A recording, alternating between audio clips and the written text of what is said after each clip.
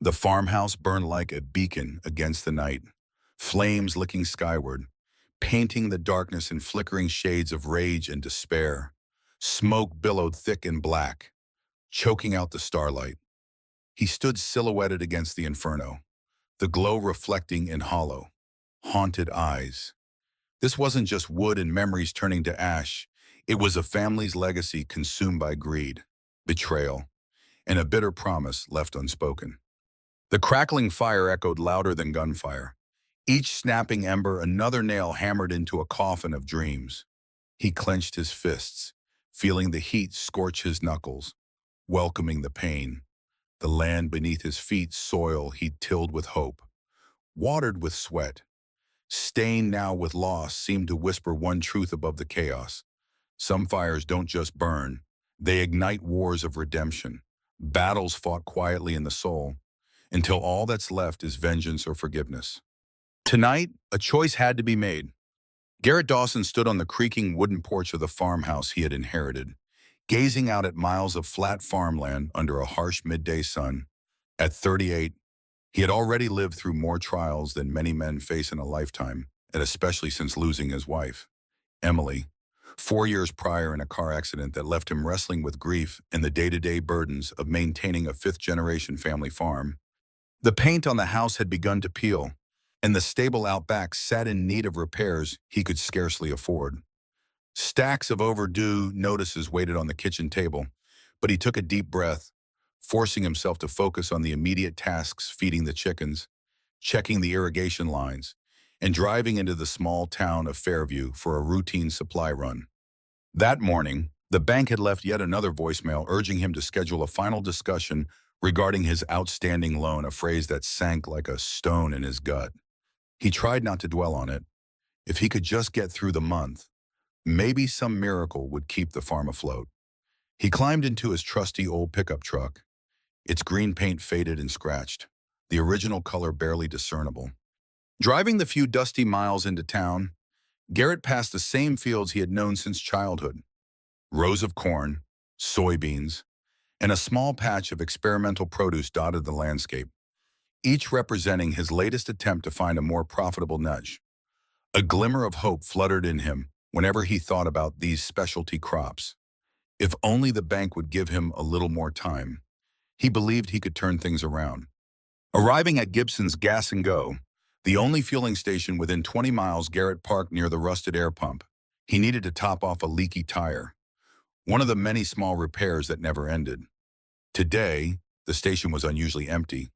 Only one other car was pulled off to the side, a sleek black sedan with out-of-state plates. He was hooking up the air hose when he heard a frustrated sigh from behind the sedan's open hood. Stepping away from his truck, he approached. There, in designer boots that looked out of place on a dusty roadside, stood a woman about his age, squinting at the engine as if looking for a hidden switch. She had dark hair pulled neatly back, and her expression was a mix of annoyance and embarrassment. "Car trouble?" Garrett asked politely, making sure his voice carried warmth rather than intrusion. She glanced up, relieved yet guarded, and nodded. "Yes, I think the battery died. I pulled over to check my phone, and then the car just refused to start. I'm Andrea, by the way." "Garrett," he returned with a reassuring half-smile. "I've got jumper cables in my truck. We can try giving you a boost." He took a moment to notice how travel-worn she looked, like someone who had been driving with no particular destination in mind. Her trunk was stacked with multiple suitcases. It didn't look like your typical quick-trip baggage. They maneuvered their vehicles so he could attach the cables. When the sedan roared back to life, Andrea exhaled a relieved laugh. "Thank you," she said. "You saved me from a long afternoon waiting for a tow." Then she glanced at Garrett's truck, noticing the stenciled Dawson family farm. "Is there some place to eat around here?" "Mr. Dawson, I'd like to repay the favor with dinner, or at least a cup of coffee." Garrett's first instinct was to say no. There were fences to mend, the bank to call, the animals to feed, but something about her tone felt earnest. "There's a little diner down the road," he replied. "It's no five-star place, but the food's honest. You're welcome to follow me." In paragraph 2, 545 words. Fairview Diner was a squat, unassuming building with chipped red paint, but inside it held a warmth that people around these parts cherished. Booths of faded vinyl lined the walls, and framed photos of local fair-winning livestock were interspersed with old newspaper clippings featuring the diner's grand opening decades ago. When Garrett and Andrea walked in, and the handful of patrons glanced up out of quiet curiosity, an outsider in fancy boots in a sleek sedan always attracted attention in a small town. They slid into a booth near the window, the vinyl seat squeaking under Garrett's weight. Andrea studied the laminated menu with an unexpected air of fascination, as if searching for hidden culinary treasures. He noticed her eyes linger on phrases like homemade biscuits and gravy and farm-fresh eggs. It was a far cry from a big city cuisine, but she looked intrigued rather than disappointed. Over thick ceramic mugs of coffee, Garrett discovered that Andrea's car had California plates for a reason. "I've been driving cross-country," she said, blowing gently on her mug. No fixed schedule, no set route. She didn't elaborate on why, but a subtle sadness beneath her polite smile hinted at something deeper she might be running from. When the food arrived, Andrea took an unhurried bite of scrambled eggs and closed her eyes momentarily, savoring it like a connoisseur tasting a high-priced delicacy. Garrett found it peculiar that simple diner eggs brought her so much satisfaction. She opened her eyes and smiled. "This tastes like real food, like someone cared enough to cook it right, not just to get it done." Garrett shrugged. "Here, we just call it home cooking. Nothing fancy, but it's honest, and it'll fill you up." For a while, they ate in a companionable quiet, punctuated by the hum of conversation around them. Andrea eventually asked about Dawson Family Farm, pointing to the faintly visible logo on Garrett's truck parked outside. He explained how the farm had been in his family for generations, how they had once thrived on milk cows and row crops, and how life turned harder after his father's passing. He deliberately didn't mention his wife's accident or the financial noose tightening around him. He barely knew this woman. Andrea listened intently, occasionally nodding. She asked more questions about the land, the type of seeds he planted, and whether he'd considered growing anything unique like heirloom vegetables or specialty produce. Garrett found her curiosity odd but refreshing. He wasn't used to city folk being so interested in the nuts and bolts of farming. After the plates were cleared, Andrea insisted on paying the bill. Garrett saw in her eyes that she wasn't taking no for an answer. Outside, the late afternoon sun hung low, bathing the dusty main street in a soft gold glow. Neither seemed ready to part ways just yet. "I'm probably going to be stuck around here another day or two," Andrea said. The car battery might need more than just a jump. Any decent motel around? Garrett hesitated, recalling the single motel in Fairview that was clean but perpetually booked by traveling nurses or visiting relatives.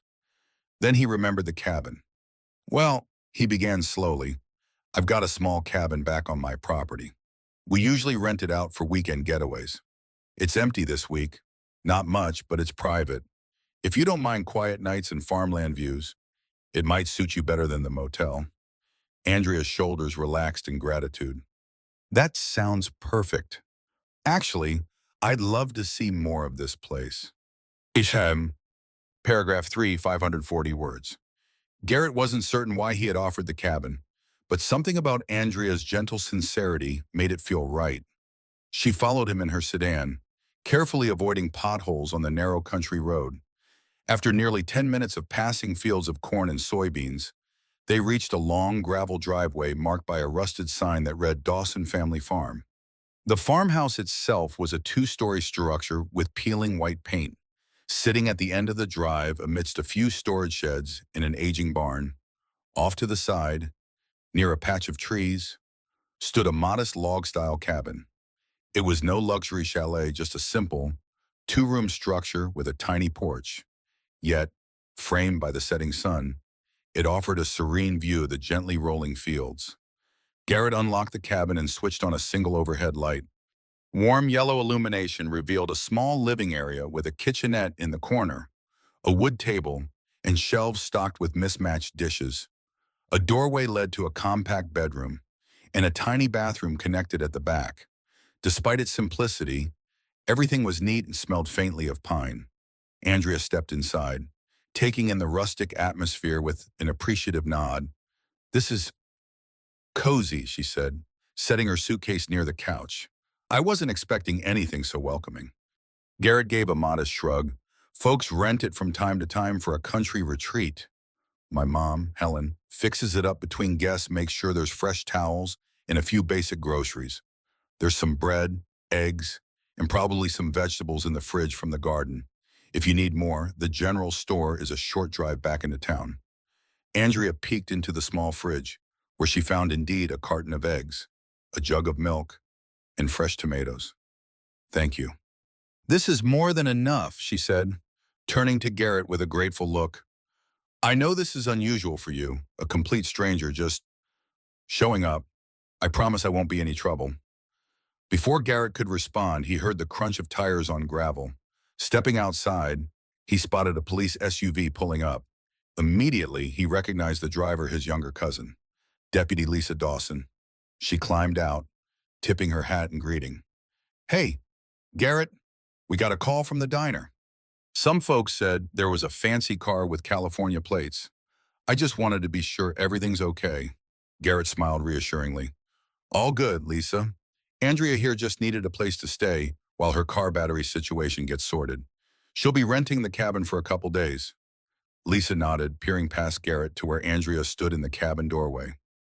"Welcome to Fairview, ma'am. Let me know if you need anything. It's a safe town, but we keep an eye out for outsiders, no offense." Andrea took no offense at all. She actually smiled and said, "I appreciate the concern, Deputy. I'm just hoping to rest for a bit and maybe see some of the sights around here." Lisa tipped her hat again, then turned back to Garrett with a pointed look that only family can give. As if to say, "You sure about this?" Garrett nodded slightly, wordlessly assuring her all was fine. Satisfied, Lisa returned to her SUV and rumbled off into the fading daylight. After she was gone, Garrett looked at Andrea. Small town. He apologized with a half smile. "News travels fast." Shim. Paragraph 4, 550 words. That night, Garrett drove back to the farmhouse. The windows were dark except for a single lamp in the living room, where his mother, Helen, waited with a pot of chamomile tea. The lines on her face had deepened over the years, but her posture remained proud. She was in her early 60s, still spry, despite mild arthritis. As Garrett entered, she fixed him with a curious gaze. "I heard from Lisa you brought a stranger to the cabin," Helen said by way of greeting. She poured Garrett a mug of tea and set it on the wooden coffee table. "You want to tell me what that's about?" Garrett sank into the old recliner that had belonged to his father. "She's from California. Passing through. Car battery died. I offered her a place to stay," he explained, rubbing his temples. "She seemed honest enough." "Ma," Helen nodded, and her stern expression softened. "I trust your judgment. Just be careful. The last thing you need right now is more complications." She gestured to the manila envelope on the table. "Bank called again. They're pushing for that final meeting." A heaviness settled in Garrett's chest. He lifted the envelope, which contained the same story as always: deadlines, default notices, all culminating in the threat that if he couldn't produce the money in 30 days, they'd move ahead with foreclosure. Helen put a comforting hand on his shoulder. "I know it's tough," she said gently, "but don't lose hope. Couldn't you reach out to some investor or government program? See if they can help with your idea for specialty crops," he sighed. "I tried a few times. My credit's poor. The collateral is practically worthless to them. And most are not interested in small operations. They want big-scale farms or existing brand recognition. We don't have either." Helen pursed her lips in dismay, but said nothing more. Silence enveloped them. The floorboards creaked as a gentle breeze from an open window rustled the yellowed curtains.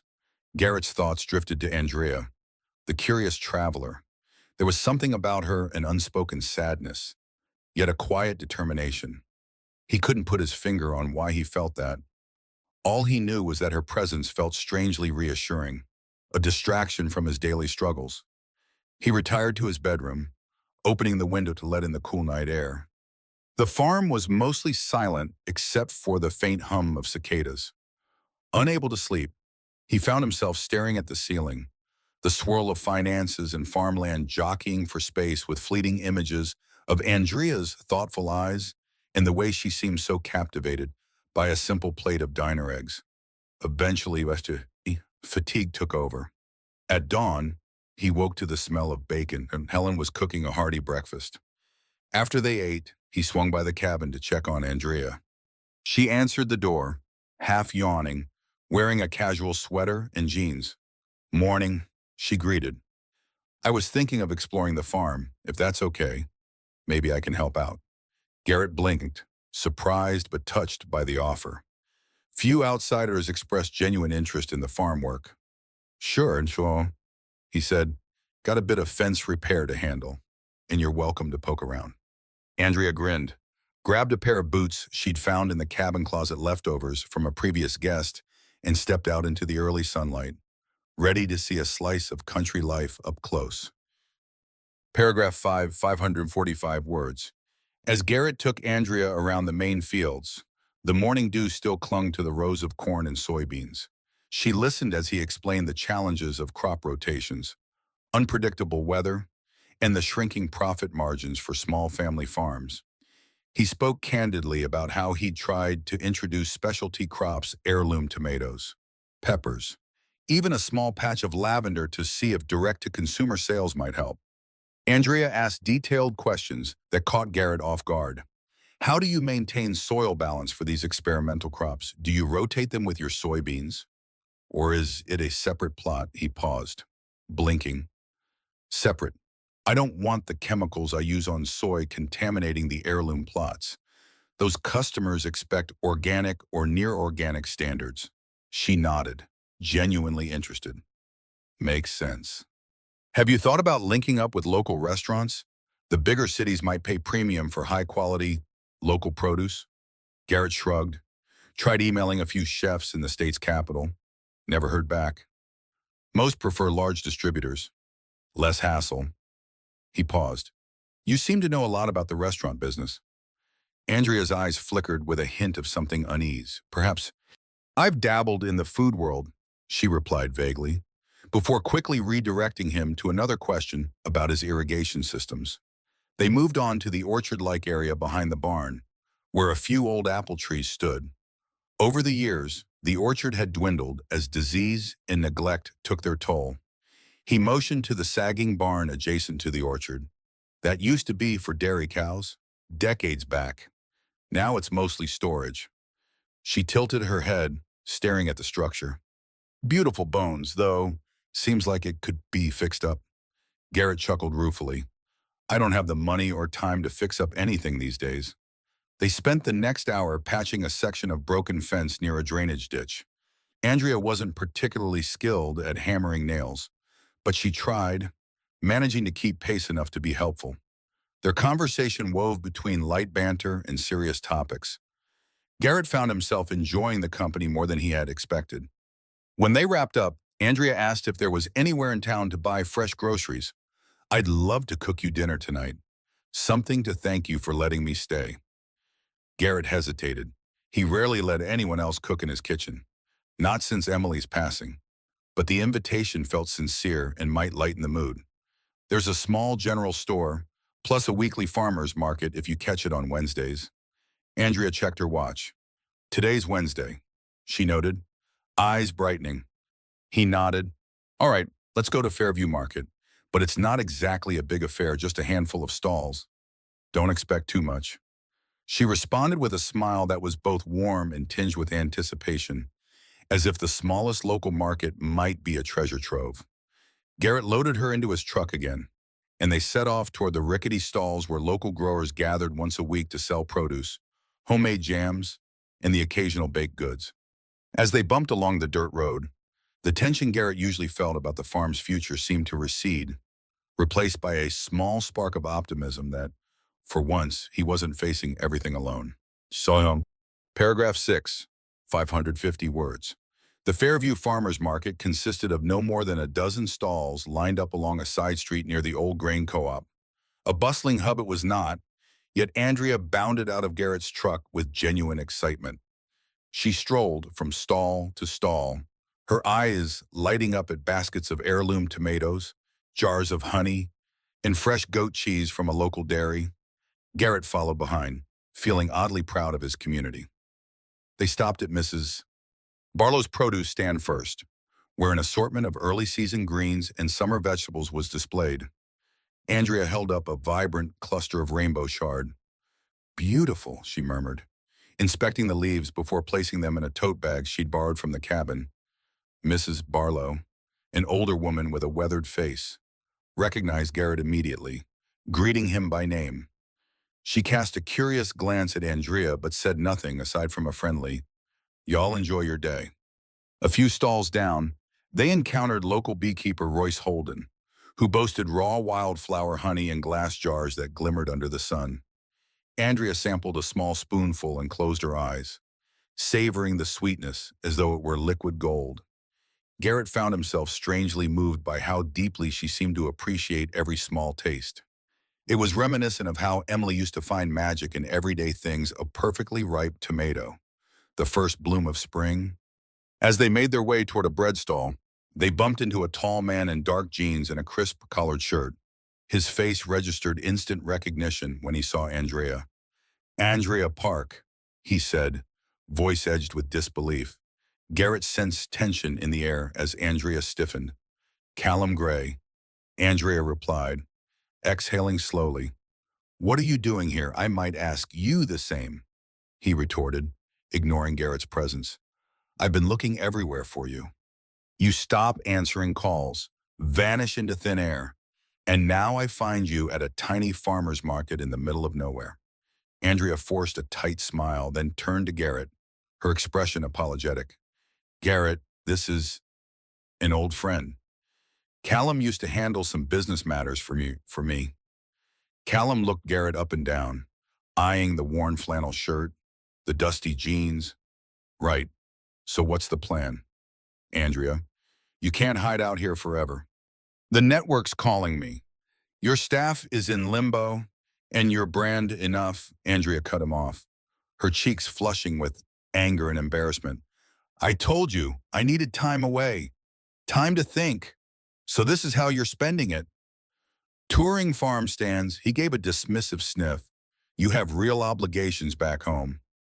Garrett decided to clear his throat, stepping in with a calm but firm tone. "Sir, Andrea is a guest on my farm. If you have business with her, maybe you should speak privately." Callum glared but conceded with a shrug. He lowered his voice, leaning toward Andrea.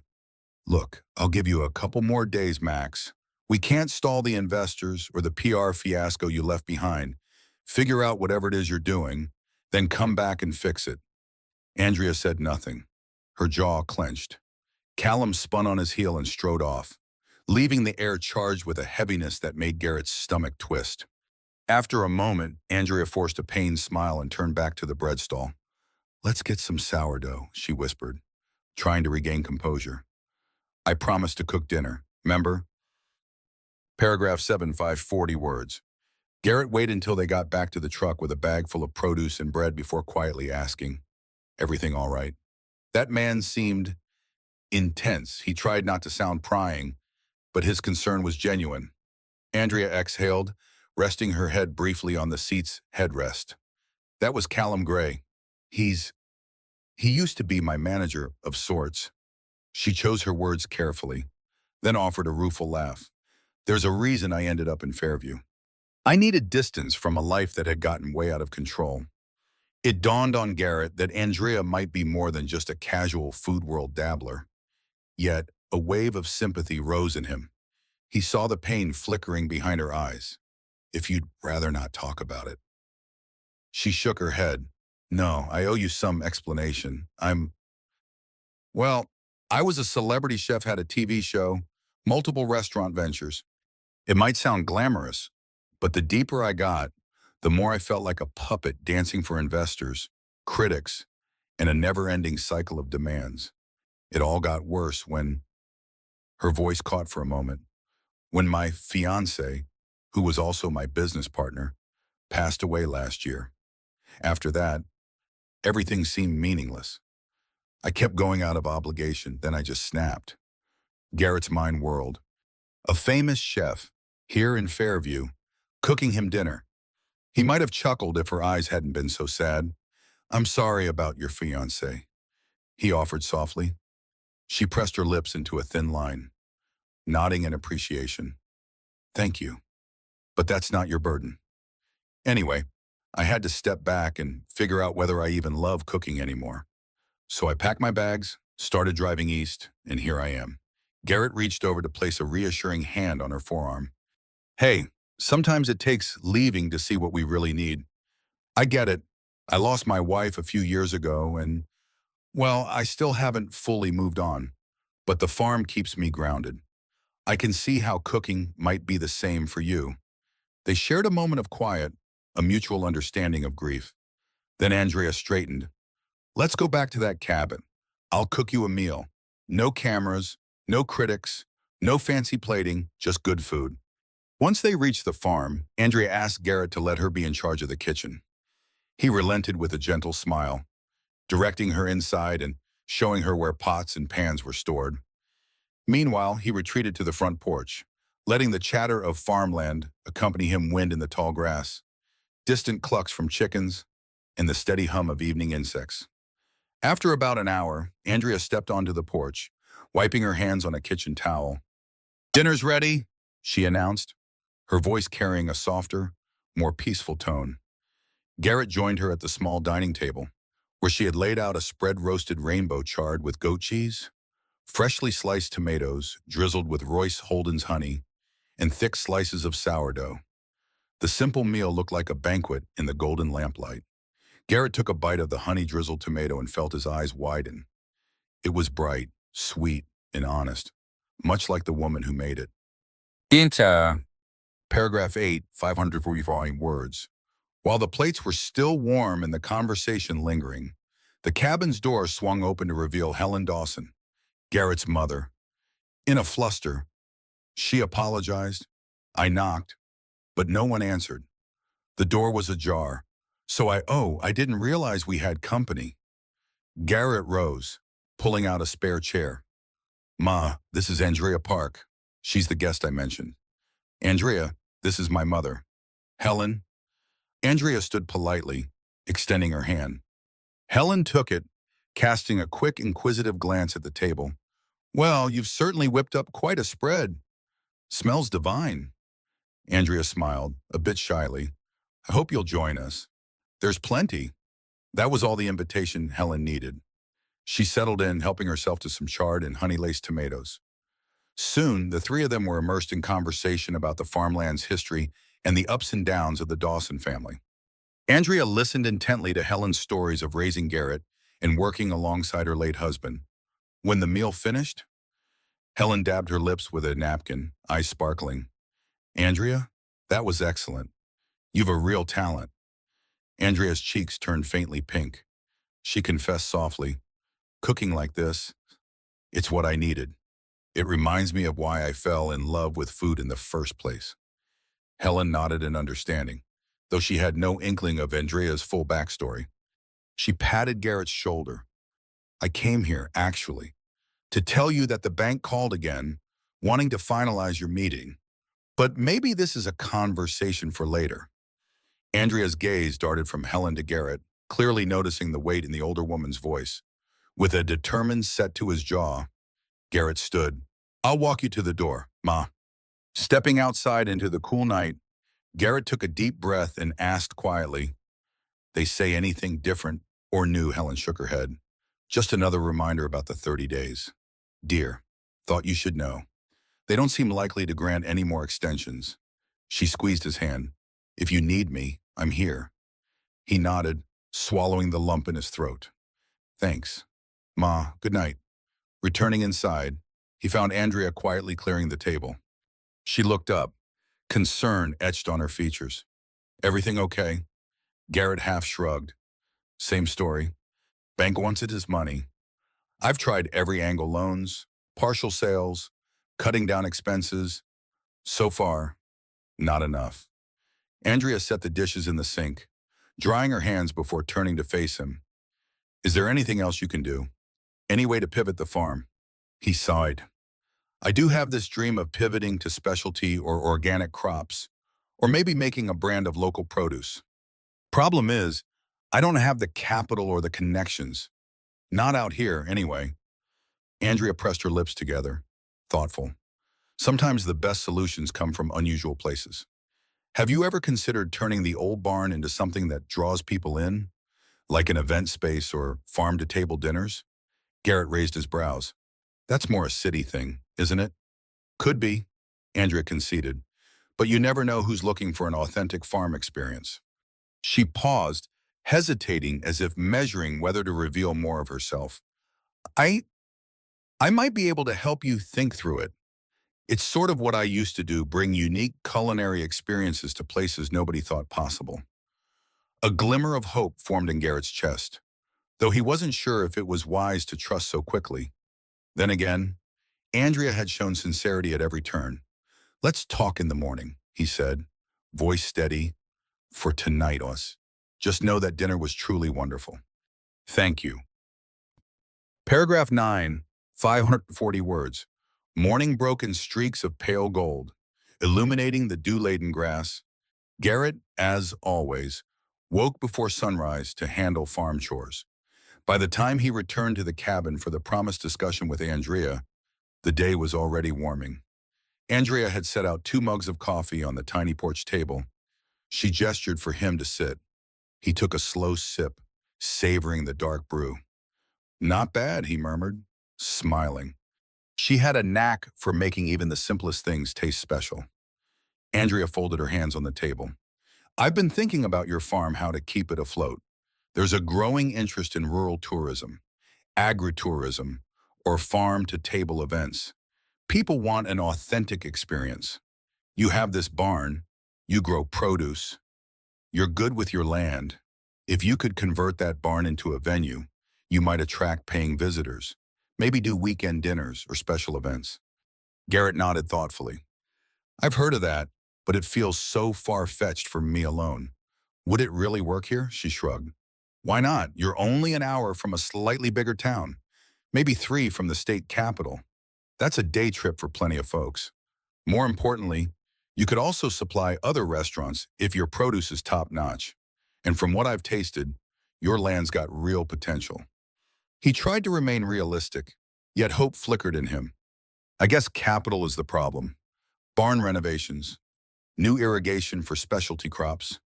The bank won't lend me another cent. Andrea let out a slow breath. Listen, it might be too soon to say this, but I do have some resources, or I did.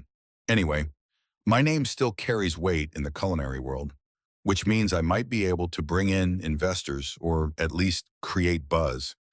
If we partnered up, I could help draw attention to your farm. I just need time to get my finances in order, too. Callum's not entirely wrong. I left behind a messy situation, but there's still opportunity. Garrett's gut reaction was to protest. He had always handled the farm alone, but desperation gnawed at him. He was out of time.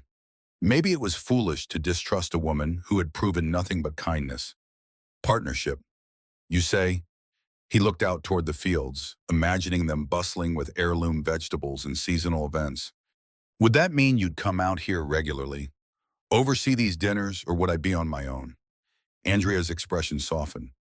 I'd want to be hands-on. I can't stand the corporate life in the city. If we do this, I'd be here, helping to build something real, something that honors both our histories. She paused, lowering her eyes. And it's not just about saving you. It's about saving me, too. I need a reason to love cooking again. This might be that reason. Garrett inhaled slowly. He was torn between caution and the pressing fact that time was running out. We'd have to see the numbers, he said at last. I can't just leap without knowing the pala. And the bank's not about to give me a year to figure it out. Andrea reached across the small table, her hand brushing his. Then maybe we just start small, she suggested. A trial event, one special evening. I'll cook. We'll invite a handful of people. See how it feels. If it goes well, we decide if we can expand it. Garrett found himself nodding, a tiny spark of optimism lighting up his otherwise weary mind. All right, he agreed. Let's try. Paragraph 10, 550 words. By late afternoon, word had spread quietly through Fairview that something unique was happening at the Dawson farm. Garrett had made discreet calls to a few friends, mentioning that a guest chef wanted to put on a small dinner event. He asked them to invite any folks they thought might be interested, from local restaurant owners to curious townspeople. Andrea, for her part, dived into planning with an infectious energy that Garrett found both exciting and daunting. She persuaded Helen to let her use the Dawson family kitchen, which was bigger than the cabins, for prep work. With Helen's help, Andrea gathered fresh produce from the backyard garden, plump tomatoes, peppers, and basil. They collected eggs from the chicken coop for protein. Garrett sourced local pasture-raised poultry from a neighbor. Even the old orchard contributed a small basket of near-ripe apples. They set the date for that coming Saturday, merely 3 days away. Not enough time for formal invitations, but the short notice actually added to the mystique. Andrea insisted that the event remain small, an intimate test run. She scouted the old barn in the orchard, deciding they could temporarily string up lights and clear out just enough space for a communal table. The structure's wooden beams and rustic charm would be the backdrop. Garrett borrowed folding chairs from a local church, while a family friend lent them a long wooden table that had once graced community potlucks. Each day was a flurry of activity: cleaning the barn, setting up a makeshift kitchen, picking produce at dawn. Garrett felt a renewed sense of purpose, though the bank's ultimatum loomed in the back of his mind, urging him to see if this idea had any real future. As Saturday evening approached, storm clouds gathered on the horizon, threatening to soak the farm with rain just in time for the dinner. Garrett felt his anxiety spike, but Andrea remained undeterred.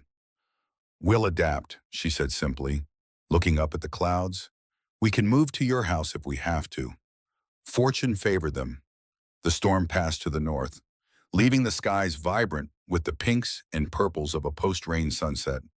By 7 o'clock, the barn was softly lit by string lights, flickering lanterns, and a few decorative candles. About a dozen guests arrived, some curious locals, a pair of small-town food bloggers, and 2 owners of local bistros who had been coaxed by Helen to come see something special. Andrea worked quickly but gracefully in the makeshift barn kitchen, assisted by Helen and occasionally Garrett. As dishes began to emerge, roasted vegetables, crispy chicken, fresh garden salad with tangy vinaigrette, gentle chatter filled the space. People smiled, complimenting the flavors, remarking on the barn's homey ambiance.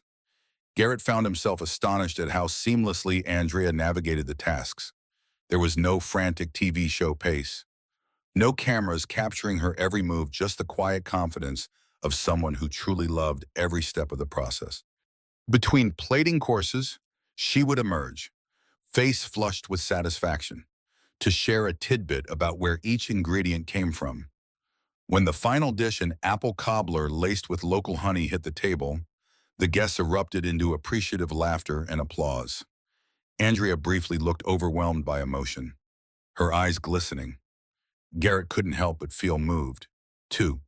This was more than just a meal. It was an affirmation that the farm, and Andrea's passion, still had life left to give. Paragraph 11, 545 words. Once dessert was served, Andrea took a moment to step outside the barn, needing fresh air. Garrett followed, drawn by a quiet urge to see if she was all right.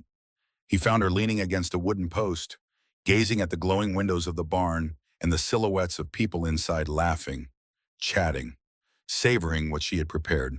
She spoke softly without turning. "I haven't felt like this in a long time, Garrett. Usually at my restaurants or TV sets, I'm swarmed by cameras, critics. I have to prove something all the time. Tonight, it was just real." He nodded, stepping closer so that their shoulders nearly touched.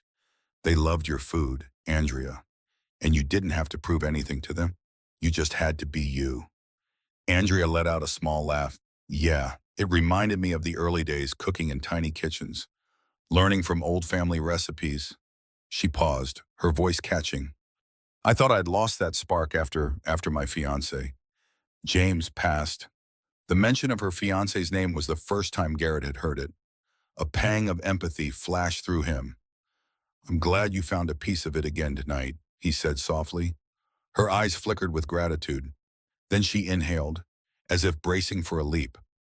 "I know we talked about a trial event, but seeing tonight, it's got me thinking about something bigger.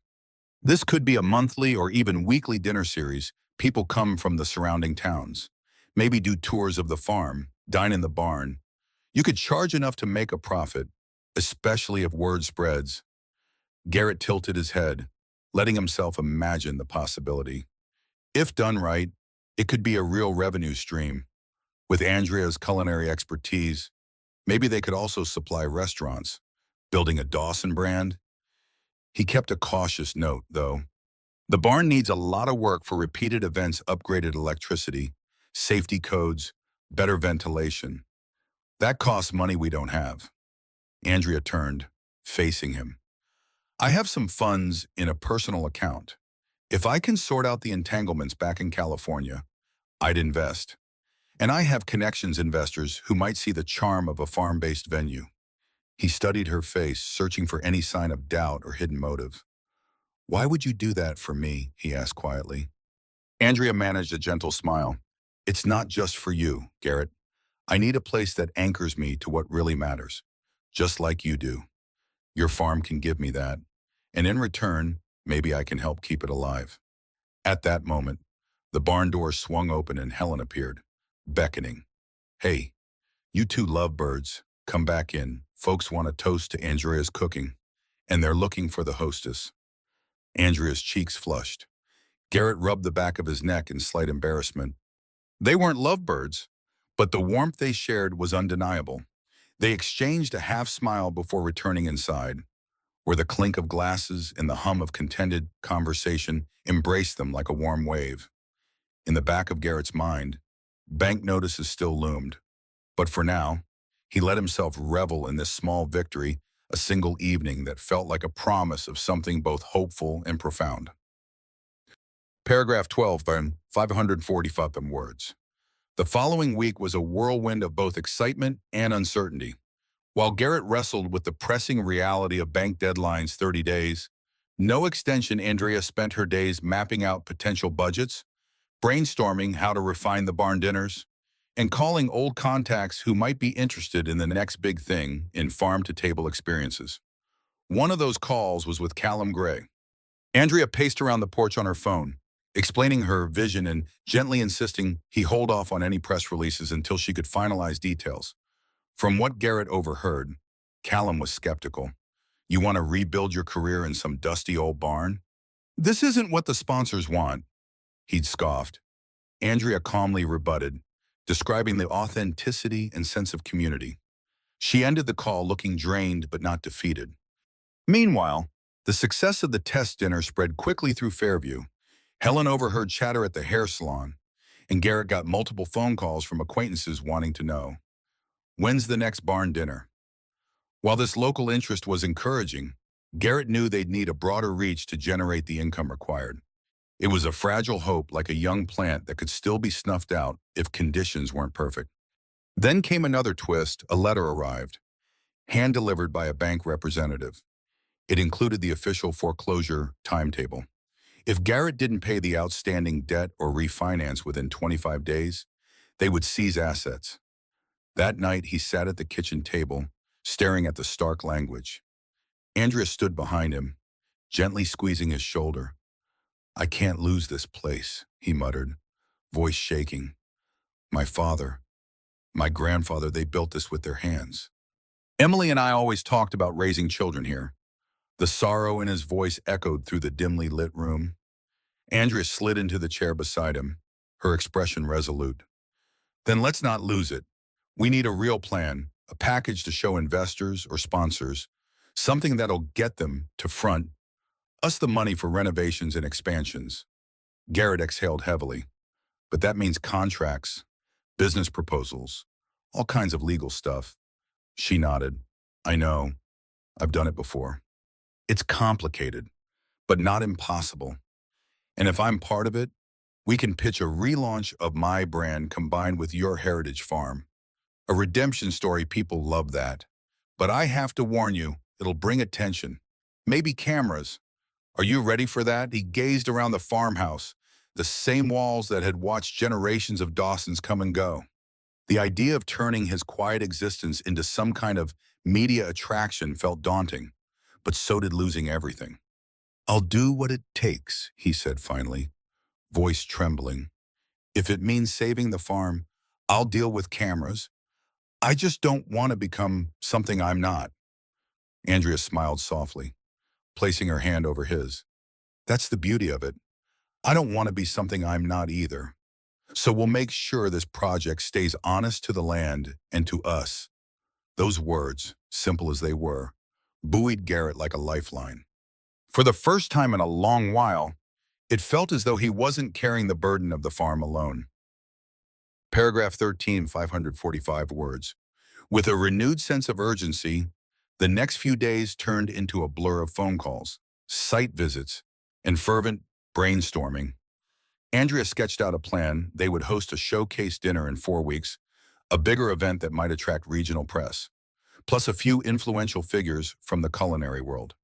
The aim: generate investment to pay off the bank or at least secure a bridge loan. Garrett hammered away at barn repairs with help from a neighbor who was handy with carpentry.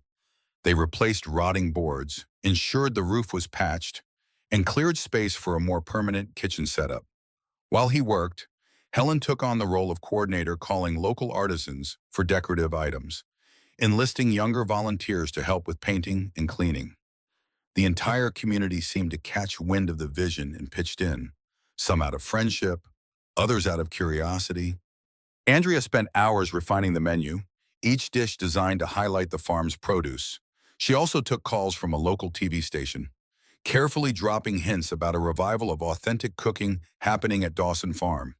In her quiet moments, she told Garrett how strange it felt to be harnessing media for something she truly believed in, rather than letting it control her. Yet a sliver of doubt gnawed at Garrett. The bank's deadline approached swiftly, and all their efforts hinged on a single make-or-break event. He worked late into the nights, sore muscles and an aching heart reminding him how much he stood to lose. Andrea often joined him in the barn after finishing menu planning, carrying a thermos of coffee and a gentle smile. They'd share small pockets of quiet conversation about Emily's memory, about the fiancé Andrea had lost, about how life can twist you into knots, but also offer second chances. In one of those hushed nighttime talks, Andrea confided, "His name was James.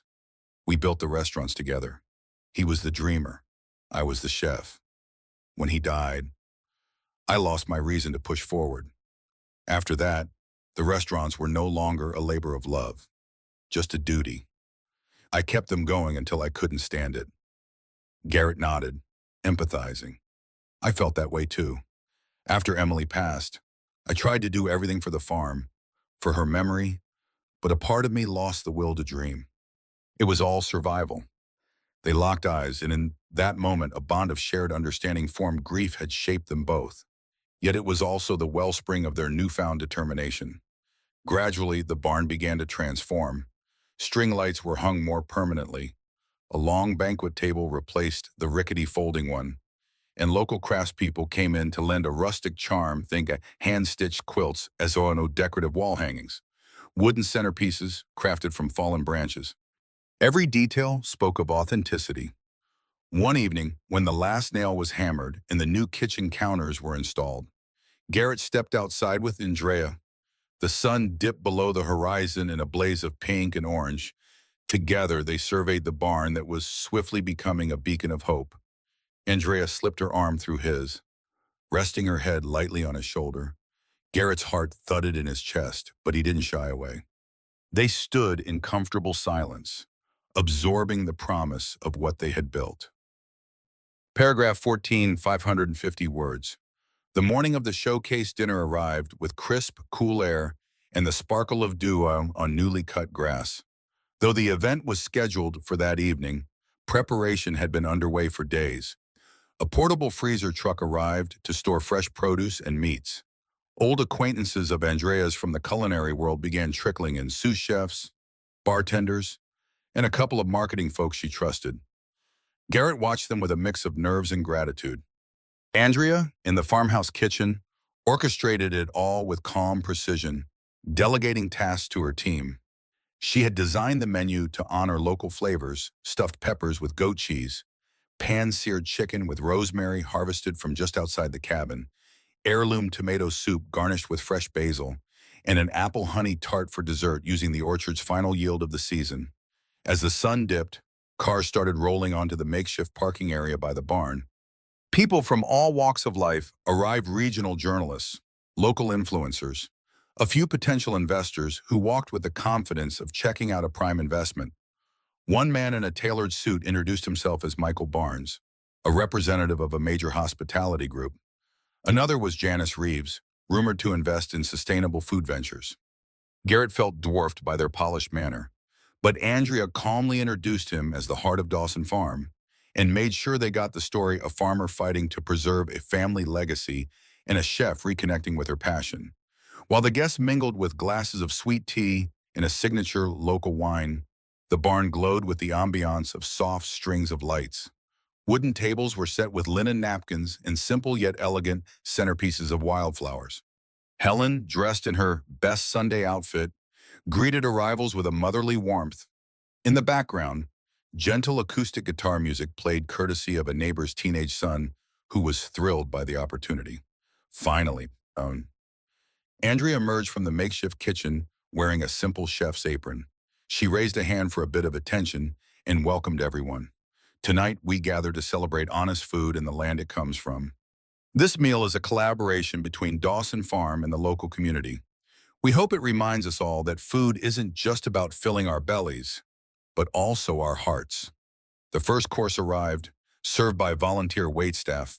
Low murmurs of appreciation rippled through the crowd as they tasted the roasted vegetable bruschetta. A small group of journalists snapped photos. But the atmosphere remained calm and communal. No bright camera lights, no frantic pace, just the soft hush of contentment. Garrett stood off to one side, watching it all, his heart pounding with emotion. If this worked, if an investor saw the potential and wrote a check, they might just save the farm. Between courses, Andrea found him. "How are you holding up?" she asked, resting a hand on his shoulder. He swallowed, adrenaline making him uncharacteristically jittery. "I'm good, just praying someone here decides to fund us." Her lips curled into a soft smile. "I have a feeling they will. But even if they don't, we did something beautiful tonight. That matters too." Looking into her eyes, Garrett felt a swell of gratitude and something deeper. It struck him that he didn't just want to save the farm, he wanted a future where Andrea was part of it, part of him, sometime. Paragraph 15, 560 words. Dinner climaxed with the apple honey tart, served warm from the oven and topped with whipped cream that Andrea whipped by hand, determined to keep everything as close to home style as possible. Applause reverberated through the barn as she and her small team took a short bow. The gathering then eased into conversation and strolls around the property, with some guests drifting out to admire the moonlit fields. Michael Barnes, the hospitality group representative, soon cornered Garrett. "Mr. Dawson, I must say, this is quite the experience. Andrea's name has drawing power, but what really impresses me is how genuine it all feels. Are you planning more events like this?" Garrett cleared his throat. "That's the idea: regular dinners, maybe cooking workshops. Eventually, we want to supply produce to restaurants, maybe even develop a small line of Dawson Farm products. Of course, we need capital for barn renovations. Irrigation updates." Barnes nodded, glancing around at the glowing lights and the contented guests. "We might be interested. Let's talk soon." Similar conversations happened with Janice Reeves and a few other potential backers. Each time, Garrett felt an odd blend of excitement and disbelief. For so long, he'd been certain he'd lose the farm. Now, multiple doors opened at once. Meanwhile, Andrea walked the perimeter of the barn with a cup of herbal tea, reflecting on everything that had brought her to this point. She remembered days in a bustling city, endless TV shoots, the wave of exhaustion that had driven her to abandon it all. Here, she found her steps lighter. This dinner had validated her belief that food could be real, honest, and healing. She glanced up at the sky and whispered a silent thanks for the chance to rediscover what mattered. Eventually, the guests trickled out, offering warm congratulations and exchanging business cards. Once the last car departed, the barn sat quiet under the pale moonlight. Helen headed home to rest, leaving Garrett and Andrea alone to tidy up. They moved among the tables, picking up stray cups and wiping surfaces in a comfortable hush. At one point, Garrett paused mid-cleanup, finding Andrea stacking plates by the refurbished wooden counter. He approached, hesitated, then gently touched her elbow. She turned, meeting his gaze. In the dim barn light, her eyes shone with tears not of sadness, but of awe and relief. "We did it," he murmured, voice wavering slightly. "No matter what happens with the investors, we did something real tonight." Andrea nodded. "Garrett, I..." She didn't finish the sentence, but she didn't need to. He caught her in a moment of quiet closeness, placing a tentative hand on her cheek. She didn't pull away. Time seemed to slow as Garrett leaned in, pressing his lips softly against hers. The kiss was gentle, filled with the lingering warmth of a night spent building something meaningful. When they broke apart, Andrea exhaled, a soft laugh breaking the tension. "You have no idea how much this place, this moment, means to me," she whispered. Garrett's chest tightened with emotion. "I think I do," he replied. Then he led her out into the open air, where they stood side by side, the barn glowing behind them. In that silent scene, beneath a canopy of stars, they both felt a sense of profound belonging for Andrea, to a farm that welcomed her battered spirit, for Garrett, to a new chapter in a legacy that had once seemed doomed to end. A week later, the bank's phone call confirmed it. An investor from the showcase dinner had agreed to fund the farm's transformation. The foreclosure was halted. And as Garrett hung up that call, he found Andrea waiting in the doorway, her eyes brimming with tears of joy. He took her hands in his, the unspoken truth hanging between them together. They had found a life recipe no camera crew could ever manufacture, a recipe for healing, renewal, and the kind of hope that forever changes two wandering hearts. In the end, the smoke cleared, but scars remained etched into both the land and the hearts that endured. Lives were changed not just by fire and loss, but by moments of quiet courage and unexpected compassion. The fields, once a battleground of desperation, now whispered new promises beneath a sky softened by time and forgiveness. Yet nothing came free. Every choice carried its cost, each victory tempered by sacrifice, each truth revealed at the expense of another. What began in flames ended in reflection, a reminder that the harshest journeys can forge the strongest bonds, and that sometimes the greatest courage is simply letting go. This land, forever marked by struggle and resilience, had taught them the hardest lesson of all. Rebuilding requires more than just wood and stone. It demands faith in the unseen, trust in a stranger's kindness, and the strength to find hope after everything you love has turned to ash. As the sun dipped below the horizon, bathing the valley in hues of amber and gold, the wind carried one last whisper through the fields, an invitation to us all. What would you do if everything you knew turned to ashes? Could you forgive? Could you rebuild? Or would you let the past define your future?